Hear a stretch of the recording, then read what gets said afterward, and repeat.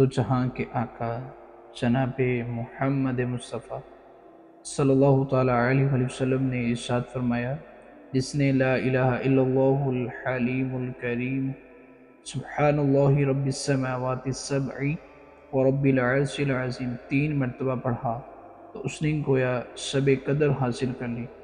ہو سکے تو ہر رات 3 بار یہ دعا پڑھ لیجئے۔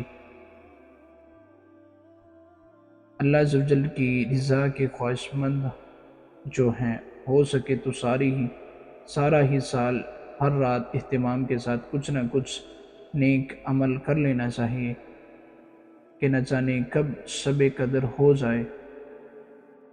ہر رات میں 2 فرض نماز آتی ہیں، مگر دیگر نمازوں کے ساتھ ساتھ مغرب و عشاء کی نمازوں کی جماعت کا بھی خوب اہتمام ہونا چاہیے کہ اگر شب قدر ان دونوں کی جماعت نصیب ہو گئی تو اللہ انشاءاللہ عز و جل بیڑا ہی پار ہو جائے گا۔ بلکہ اس طرح 500 نمازوں کے ساتھ ساتھ روزانہ عشاء و فجر کی جماعت کی بھی خصوصیت کے ساتھ عادت ڈال لی جائے۔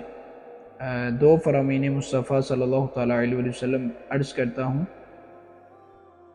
جناب محمد مصطفیٰ صلی اللہ تعالیٰ علیہ وآلہ وسلم کا فرمان عالی شان ہے، جس نے عشاء کی نماز باجماعت پڑھی اس نے گویا آدھی رات قیام کیا، اور جس نے فجر کی نماز باجماعت ادا کی اس نے گویا پوری رات قیام کیا۔ جس نے عشاء کی نماز باجماعت پڑھی تو تحقیق اس نے لیلۃ القدر سے اپنا حصہ حاصل کر لیا۔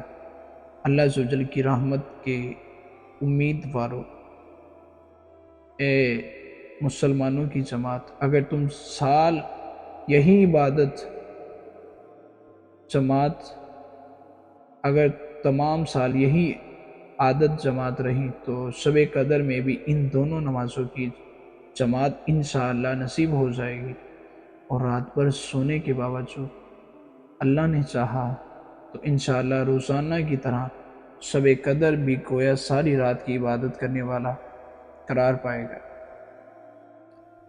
شب قدر کی دعا ام المؤمنین حضرت سیدنا عائشہ صدیقہ رضی اللہ تعالی عنہ فرماتی ہیں کہ میں نے بارگاہ رسالت جناب محمد مصطفیٰ صلی اللہ تعالیٰ علیہ وآلہ وسلم کی بارگاہ اقدس میں عرض کی، اے میرے آقا یا رسول اللہ صلی اللہ تعالیٰ علیہ وآلہ وسلم، اگر مجھے شب قدر کا علم ہو جائے تو کیا پڑھوں میں؟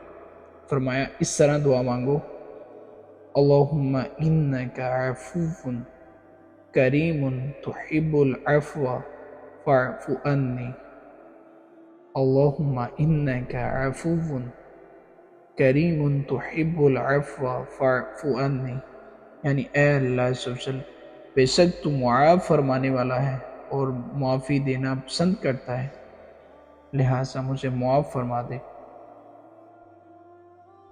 اور شب قدر کے کچھ نوافل حضرت سیدنا اسماعیل حقی رحمۃ اللہ تعالی علیہ اپنی تفسیر میں فرماتے ہیں، جو شب قدر میں اخلاص نیت سے نوافل پڑھے اللہ پاک اس کے اگلے پچھلے گناہ معاف فرما دے گا۔ اب صلی اللہ تعالیٰ علیہ وآلہ وسلم جب رمضان المبارک کے آخری 10 دن آتے تو عبادت پر کمر باندھ لیتے، ان میں راتیں جاگا کرتے اور اپنے اہل کو جگایا کرتے۔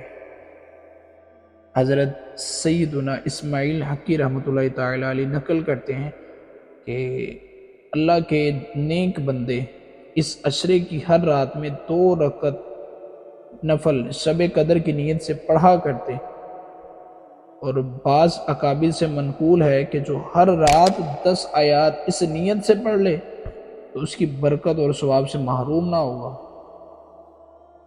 حضرت سیدنا انس بن مالک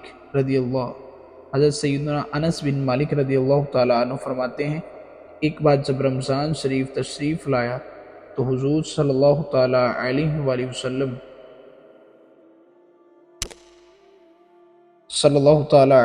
وسلم نے فرمایا، تمہارے پاس یہ مہینہ آیا ہے جس میں ایک رات ایسی بھی ہے جو 1000 مہینوں سے بہتر ہے۔ جو شخص اس رات سے محروم رہ گیا گویا تمام کی تمام بھلائی سے محروم رہ گیا۔ اللہ اکبر، اس کی بھلائی سے محروم نہیں رہنا چاہیے، مگر وہ شخص جس نے اس کا حق ادا کیا اس نے لیلۃ القدر کو پا لیا۔ آج سے نیت کر لیں کہ رمضان کے آخری عشرے کو یوں سستی اور غفلت میں ضائع نہیں کریں گے۔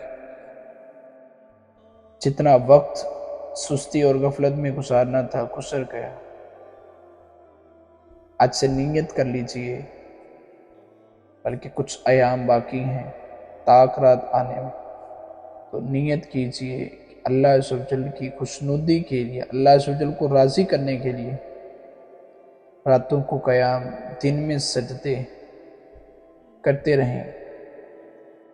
اللہ پاک مجھ سے اور آپ کو پکی رمضان کے روزے اہتمام کے ساتھ رکھنے کی توفیق عطا فرمائے۔ آمین۔ وآخر دعوانا ان الحمد للہ رب العالمین۔